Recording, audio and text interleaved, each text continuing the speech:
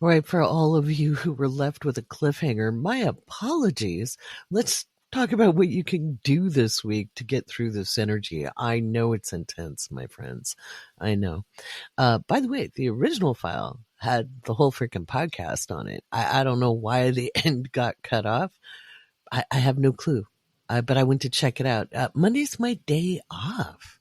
After I get that podcast out, I'm toast. And so I take Monday off. I go out with mom and we have a girls' day. And that's what I was doing. And the funny thing is the universe conspires to meet us in our desires. And when I'm out with her, we're somewhere where I literally get hardly any cell signal.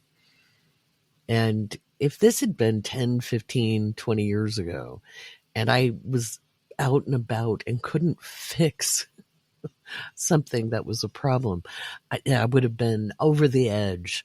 So here's to being whole and healthy and being like, there's nothing I can do about it. I don't have a signal. I've fixed the end. All right, so the original file is up. But for those of you who have already listened to the podcast, here's what we can do this week to make it through this very intense and wibbly-wobbly energy. Trust me when I say opportunity abounds. It may not look like it. It may not feel like it. But it's there for you to reach for when you can take a step back, gather yourself, ground yourself, and move forward. Now, the fun thing is, if you go to the Patreon, and this is for supporting members $5 and up, there's a meditation where you can walk into the confident energy that this is bringing and take advantage of some of the disruptive energy, the chaos energy that's around. Because with chaos does come opportunity. It may not feel like it. It can feel real gritty. And yet it's there. The people who are best able to navigate that come out on top. If you're struggling, that doesn't mean you're on the bottom. It just means that you've got to take a little bit more time to breathe, find your center, and then take the next logical step. All right, I've got some more strategies for you in the next segment. All right, let's talk about what we can do this week to navigate the energy. Let's just do a quick recap. Number one, if things seem to go sideways, ask yourself, how is this putting me in the best possible direction? Okay. It's okay to have a freak out momentarily, but do your best to, right? We want to take deep breaths. Oxygen is food for your brain. Okay. It's not glib. It's okay to breathe. It's okay to pause. You do not have to give anyone an immediate answer. Okay, so if you have some kind of request that comes in that's a little shocking, you don't have to say yes. You can say, let me get back to you on that. Let me get back to you. I'll get back to you on that. Okay, if you're feeling the pressure, okay, you can say, let me get back.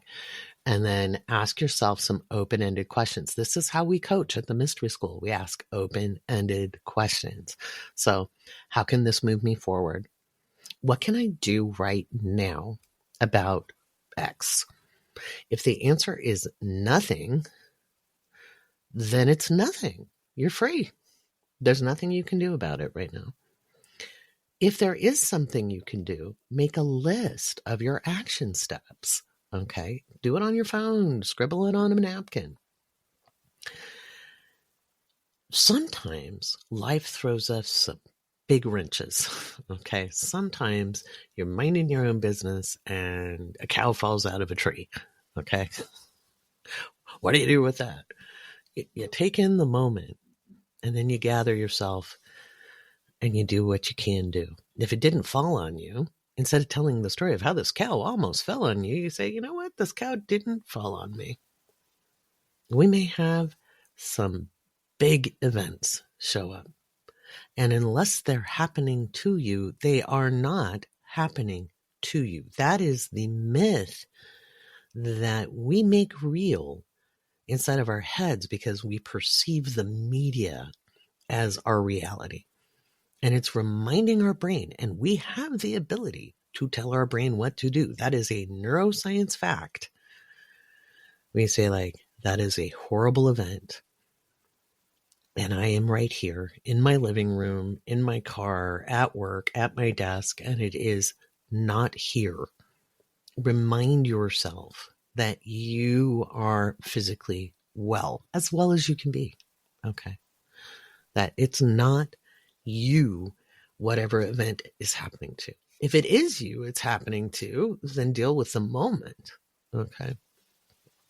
As best you can and process it later. And that's what therapy is for. Okay. Not a glib answer. That's what a therapist is for, is to help us process. But the more we embody trauma, the more we embody things that aren't even ours, it's hard enough when you have your own trauma to navigate, right?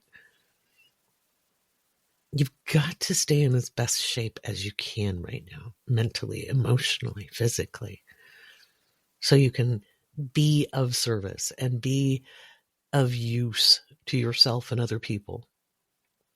And this use of disruption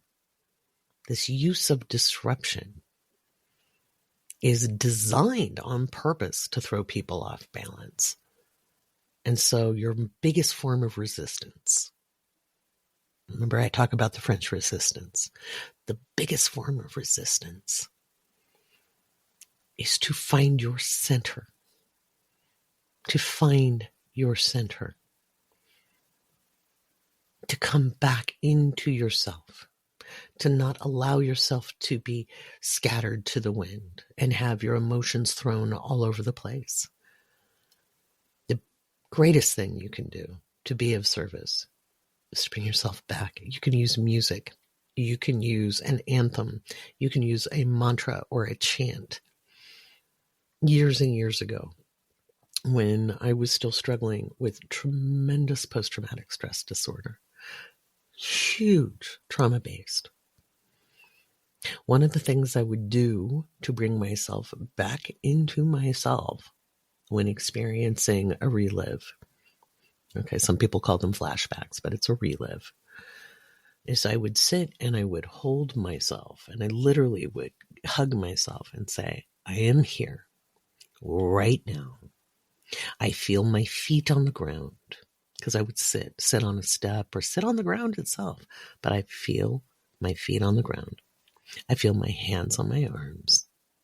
I am here and I am safe right now. And I would say it out loud.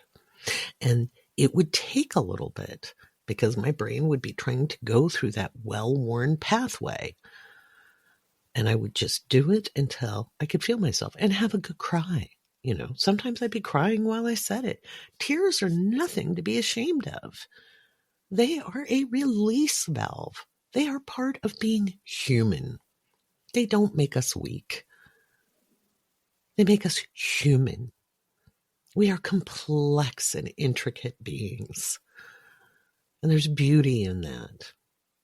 And there's beauty in the disruption when we can find it. There's opportunity in the chaos when we can find it. But we can't find it when we are being manipulated. Okay? So even if you're not having a freak out, remind yourself you're here now, where you're at. How's the air feeling? What is the breeze like on your skin? Is it cold? Is it a sharp cold? Is it a humid warmth? What are you feeling in the moment? What is your environment? What are you hearing? Are you hearing birds or a train or a car? Are you hearing children laughing, crying, whatever? Dogs barking? What is your reality in the moment? You learn how to bring yourself back to reality of your moment, and you're one of the most powerful people in the world. And you're hard to manipulate. And that is the most subversive thing I can think of to leave you with today. I'll have more for you next week because we've got Mars stationing direct on the 23rd of February, and that is going to be some big bada boom energy. So we're going to have you worked up and ready to meet the moment next Monday. To get ready for this, I want you to start writing down all of the different ways you can nurture yourself. What are you needing? Okay. How can you meet your needs? What's your pantry looking like? What is your household things you need to get done? What can you do to tend yourself? And get those lists ready. If you've been trying to move forward and you've been struggling, well, your chance is coming up. Once Mars goes direct, boom, we're flinging forward. And, well, we all have to be pretty good at swimming. And I'll talk about that next week. Remember, the most subversive thing you can do is bring yourself to center.